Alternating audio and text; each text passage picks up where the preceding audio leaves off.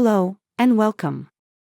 I want to invite you into a sacred conversation, one that goes far beyond the surface of our everyday understanding of intimacy. Today, we're talking about sex, but not in the way most people do. This is about sex as spiritual energy exchange, about how power flows, how energy is given and taken, and how sexual union can either drain us or elevate us. Take a breath. Let it settle.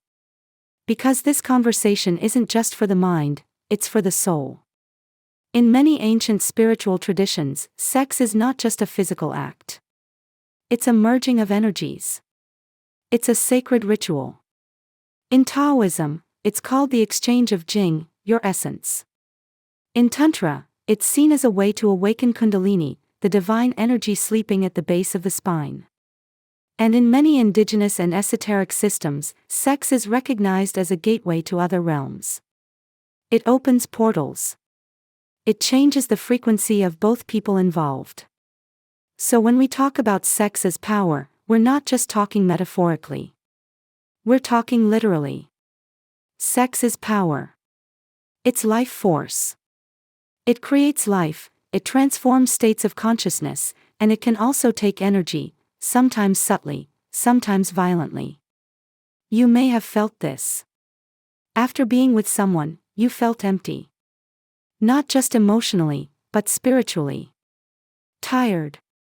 Confused. Ungrounded. It can happen when sex is one-sided, when it's rooted in taking, not in sharing, when the intention behind it is unconscious, or even manipulative. There are teachings, some shared by David Deida, others by Barbara Marciniak, that suggest that in certain dynamics, especially between masculine and feminine energies, sex can become a transaction of power. The masculine, when unbalanced or unconscious, may pull energy from the feminine in order to feel full. And the feminine, when unaware, may allow it, because she craves intimacy, validation, or love. But this is not the sacred design of sex. In sacred sex, no one is emptied. Both are filled. Both rise. Both ascend. Because the energy is being circulated, not consumed. In Taoist practice, Mantak Chia teaches that men are meant to learn to control ejaculation, not because it's wrong, but because it is powerful. It is your essence. And when given away unconsciously, it weakens your field. For women, the womb is considered a portal, a gateway of life, creation, and divine wisdom. When sex is entered without awareness, the womb can be left open, vulnerable, unguarded. Energetically, this can feel like depletion. Not because sex is bad, but because it was not honored. So what is the path forward? It begins with awareness, with reverence, with asking the question, what am I giving, and what am I receiving? Are we entering this union with intention, with sacredness, with love? Or are we filling a void, proving something, chasing a high? Sacred sexuality isn't about performance, it's about presence.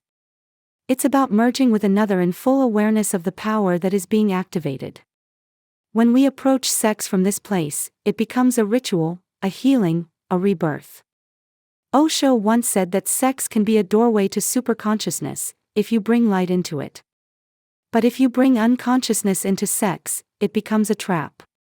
You get lost in desire. You forget who you are. So here's a gentle challenge. Reflect on your sexual experiences, not to judge them, but to understand them. Were there times you gave too much? Let someone take too much. Did you leave a part of yourself behind in someone else's field? And if so, can you call it back? Can you return to yourself, reclaiming your energy, your body, your essence? You are sacred.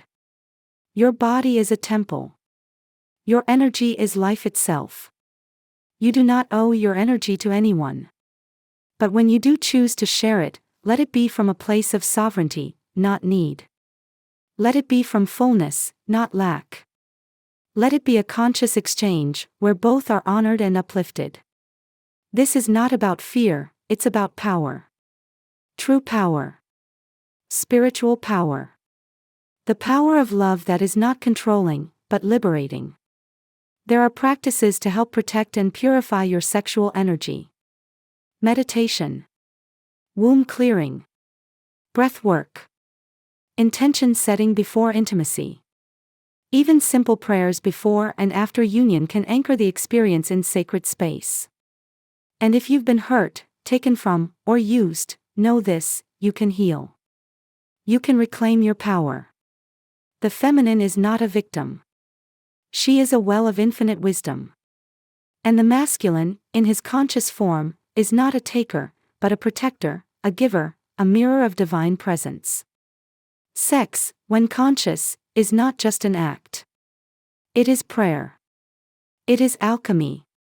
It is the joining of two souls in the field of the infinite. Thank you for sitting with this truth today. If this message stirred something in you, honor that. Explore it. Share it. And most of all, come home to your own body, your own spirit. Because your energy is sacred. And you deserve to be met, fully, truly, and with reverence. Until next time, stay grounded, stay open, and stay sovereign. Peace and blessings.